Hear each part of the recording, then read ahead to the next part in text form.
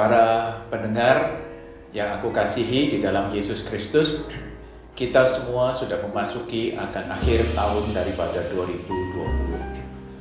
Bagi semuanya beradapun di mana, mungkin kalian menikmati akan liburan, saya ucapkan selamat berlibur dan juga selamat Natal dan selamat Tahun Baru.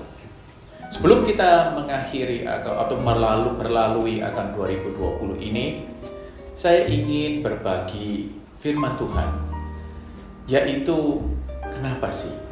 Apa alasan kita menyebut atau memanggil akan nama Yesus? Saudara-saudara sekalian, coba bayangkan, kalau Anda menjadi orang tua seperti Yusuf dan Maria itu, dan Anda mempunyai beban untuk memberi nama bayi yang dikandung, yang diberitakan oleh malaikat itu pada saat kelahirannya itu. Gimana rasanya?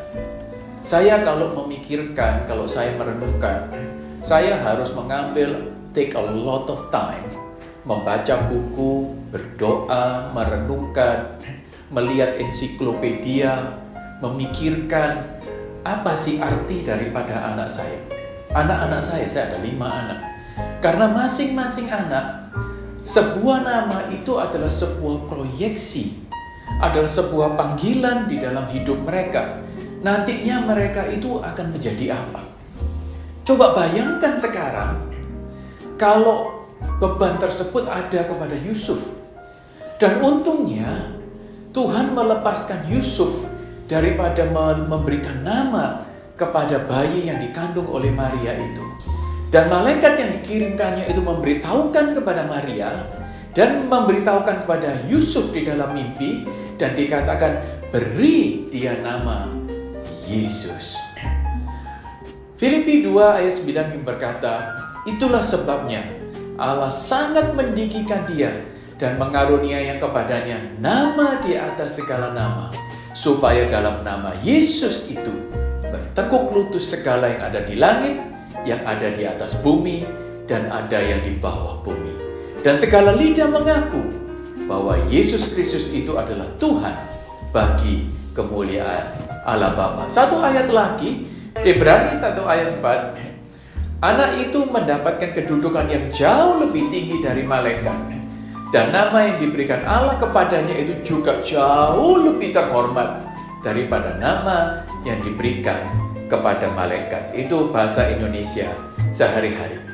Mari kita sekarang masuk 3 alasan, 3 reasons why we call him Jesus. Reason yang pertama, karena namanya itu agung dan besar. Itu yang pertama. Yang kedua, dia namanya itu yang diurapi, the anointed one, yang diurapi sebagai raja dan imam. Dan yang ketiga adalah dia yang menebus akan dosa kita. Mari kita masuk di dalam poin yang pertama, yaitu namanya yang agung. Bahasa Inggrisnya Yosua atau Yesus itu berasal dari bahasa Ibrani Yesua. Dan di dalam Lukas 1 ayat 31 dikatakan, dengarlah, engkau akan mengandung dan melahirkan seorang anak laki-laki, dan engkau akan menamai dia Yesus. Dan dikatakan nama Yesus itu dikonfirmasi dengan kata begini, ia akan menjadi agung dan akan disebut anak Allah yang maha tinggi. Kita berhenti di sini sejenak. Saudara-saudara sekalian, di dalam terjemahan baru di Alkitab dikatakan bahwa dia akan menjadi besar dan akan disebut anak Allah yang maha tinggi. Kata besar di sini kalau kita tidak hati-hati seakan-akan menjadi besar, menjadi orang dewasa. Tetapi kata besar di sini mungkin terjemahan yang lain berkata dia akan menjadi orang besar. Karena terjemahan di Amplified dikatakan he will be great and eminent. Dia atau terjemahan yang di dalam bahasa Indonesia sehari-hari lebih tepat dikatakan dia akan menjadi agung. Perhatikan akan hal itu. Anak ini dikatakan dia akan menjadi agung dan disebut anak Allah yang maha tinggi. Kalau kita melihat ke belakang sekarang, kita melihat dan mengerti apa yang disebut dengan anak Allah yang maha tinggi. Yang pada saat itu mungkin Maria belum mengerti bahwa anak ini datang untuk menunjukkan dirinya bahwa dia memang sepenuhnya manusia, tetapi juga sepenuhnya Tuhan. Dia bukan hanya putra manusia saja, putra raja saja, putra daripada raja bangsa-bangsa yang besar, putra daripada seorang presiden, tetapi betul-betul putra ilahi. Dan makna ini akan semakin jelas berjalan dengan seiringnya waktu. Anak ini tidak hanya menjadi yang terpandang di Israel, tetapi dia lebih daripada itu. Dia adalah anak Allah yang maha tinggi dan yang akan menjadi agung dan besar. Coba kita perhatikan saudara-saudara sekalian. Hari-hari ini ada anaknya dinasti keluarga daripada Kennedy kalau di Amerika. Ada keluarga daripada Trump, keluarga daripada Rockefeller, daripada keluarga Soeharto kalau di Indonesia, keluarga Jokowi.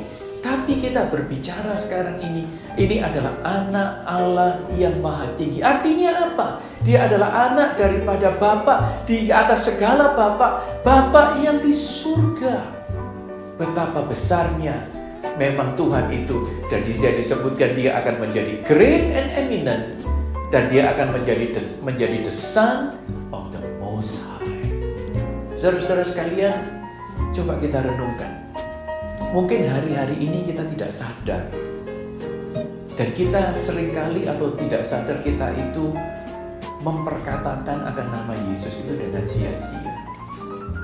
Atau kita menganggap Yesus itu lebih kecil daripada yang seharusnya kita lakukan itu. Mari kita berubah dan kita bertobat. Karena He is great and eminent, and He is the Son of the Most High in heaven. Yang kedua, dikatakan adalah He is a Messiah. Dikatakan bahwa Dia tidak hanya menjadi agung dan besar, tetapi anak ini adalah Mesias, artinya the anointed one, yang telah lama dijanjikan dan ditunggu-tunggu. Dia datang untuk memenuhi janjinya kepada Daud bahwa seseorang akan datang duduk di atas tahta Daud, tetapi bukan untuk sementara waktu, tetapi untuk selama-lamanya. Dia tidak hanya menjadi salah satu pewaris saja, tetapi dia adalah pewaris tahta Daud yang telah lama ditunggu-tunggu. Tuhan Allah menjadikan dia raja seperti Daud nenek moyangnya, dan dia akan memerintah menjadi raja atas keturunan Yakub selama-lamanya. Dan di dalam Lukas 1 ayat 32b sampai 33 dikatakan kerajaannya tidak berakhir. Dia tidak hanya menjadi dikjaya atau hebat seperti Daud nenek moyangnya, tetapi menurut Daud dia adalah keturunannya yang paling dinanti-nantikan even oleh Daud sendiri. Saudara-saudara sekalian, Kristus itu dikatakan bahwa the anointed one, yang telah dinanti-nantikan. The anointed, kata the itu adalah satu-satunya, one itu menunjukkan lebih lagi. Ada banyak orang yang di-anointed, tetapi Christ is the anointed one.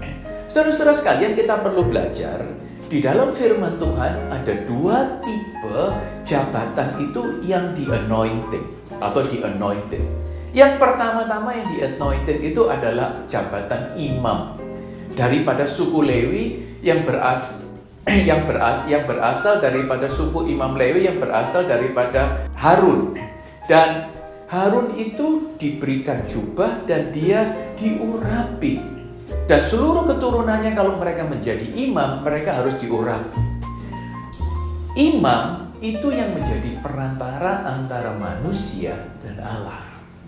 Tuhan Yesus itu diurapi untuk menjadi perantara daripada manusia berdosa. Satu-satunya yang diurapi untuk menjadi pengantara antara manusia dan Bapa di surga. Yang kedua atau jenis fungsi yang kedua yang diurapi itu adalah raja. Dan dia itu dikatakan raja di atas segala raja. He is the anointed one yang diurapi. Kalau dua jabatan itu dikatakan the anointed one, berarti Tuhan Yesus itu diurapi menjadi raja dan imam, atau iman dan raja. Itu yang disebut adalah Tuhan Yesus itu adalah the anointed one. Artinya fungsinya itu berarti bahwa dia itu menjadi perantara antara manusia dan Tuhan, dan dia itu yang bertahta di surga dan di bumi. Ya artinya apa? Kerajaan surga itu datanglah, artinya dia berkuasa dan pemerintahnya itu berlaku juga di muka bumi ini. Dan Maria mendapatkan kehormatan untuk menjadi ibu daripada Tuhan Yesus. Saudara-saudara sekalian, saya nggak tahu apa yang Anda kenal atau Anda pahami mengenai Tuhan Yesus itu. Tapi sudahkah Tuhan Yesus itu menjadi perantara daripada hidupmu untuk berhubungan dengan Bapa di surga? Atau sudahkah Tuhan Yesus itu menjadi raja di dalam hidup? Kalau dia sudah menjadi raja di dalam hidupmu, berarti setiap keputusan, setiap pikiran, setiap langkah-langkah yang harus Anda lakukan harus selaras dengan peraturan, dengan pimpinan, dengan bimbingan daripada Tuhan Yesus. Kalau belum, marilah kita menjadikan Tuhan Yesus sebagai Tuhan dan Raja kita. Poin yang ketiga adalah Matius 1 ayat 21. Karena Yesus itu dikatakan akan menyelamatkan umatnya daripada dosa. Yesua itu berarti adalah Yesus atau Yahweh yang menyelamatkan. Nama daripada Yesus ini unik karena artinya adalah juru selamat. Tetapi bukanlah juru selamat yang bisa dimengerti oleh Yusuf pada saat itu. Yusuf mengertinya bahwa umat Israel membutuhkan juru selamat untuk membebaskan mereka sebagai pahlawan yang membebaskan mereka dari cengkeraman atau penjajahan orang Romawi. Karena pada saat itu orang Romawi berkuasa di Israel melalui kaki tangannya atau antek-anteknya, yaitu Herodes dan Pilatus. Tetapi Yesus oleh malaikat dikatakan akan datang untuk menyelamatkan mereka dari dosa-dosa mereka, bukan daripada musuh yang manusiawi yaitu yang Romawi itu, tetapi dari dosa-dosa mereka. Saudara-saudara sekalian, seringkali kita tidak sadar keselamatan dari dosa itu adalah urusan yang serius banget. Di dalam perjanjian lama, dosa itu hanya bisa ditebus dengan pengorbanan, dengan penyembelihan daripada anak domba yang tak bercacat. Setiap saat imam besar harus melakukan itu. Tuhan Yesus, Allah Bapa mengirimkan anak Yesus ke dalam dunia itu sebagai domba yang tak bercacat dan bercela untuk dikorbankan, darahnya mengalir untuk menebus dosa kita sekali untuk selama-lamanya. Urusan dosa di hadapan Tuhan itu bukanlah kesalahan yang kecil, karena urusan dosa itu adalah treason atau pengkhianatan yang paling utama, yang paling tinggi terhadap yang maha tinggi. Mesias memang atau Yesus datang bukan untuk memberikan keselamatan seperti yang diharapkan oleh bangsanya, tetapi untuk memberikan keselamatan yang jauh lebih penting. Coba bayangkan, bagaimana rasanya tidak ada artinya hidup di bawah penjajahan Romawi seumur hidup pun, itu tidak ada artinya jika dibandingkan dengan kita berada di neraka secara abadi oleh karena kita berada di bawah murka daripada Allah yang Maha Kuasa. Jadi, 3 hal kenapa kita memanggil nama Yesus. Yang pertama-tama, karena memang nama Yesus itu, dialah yang memang He is the Son of the Most High. Dan juga dia itu adalah yang diurapi, the anointed one, yang diurapi sebagai raja dan sebagai iman. Tetapi yang ketiga ini adalah, Dia adalah Allah yang menyelamatkan. Dia menyelamatkan bukan dengan mengirimkan wakilnya, yaitu seorang manusia belaka, tetapi Dia menjelma menjadi manusia sendiri, sebuah pribadi ilahi yang kekal, pergi kepada kematian, bahkan kematian di kayu salib, untuk membebaskan kita daripada penindasan dosa yang di dunia ini. Dosa daripada dosa kita, daripada setan, dan daripada kematian atau death, atau eternal death itu sendiri. Karena itu ada baiknya kita berhenti sejenak. Apalagi tahun akan berganti. Kita memperbaharui our awe atau kekaguman kita kepada Yesus. Untuk apa yang Dia telah lakukan melalui Natal dan dilanjutkan terus setiap kali untuk kita. Dan kita menghormati akan nama Yesus. Begitu banyak yang telah bring so much glory yang kita saksikan ini hanya di dalam namanya, yaitu nama Yesus. Saya mau akhiri akan nama Yesus itu dengan sebuah drawing yang kita bisa saksikan bersama-sama. Mari kita lihat 1 menitan, dan setelah itu kita akan berdoa bersama-sama.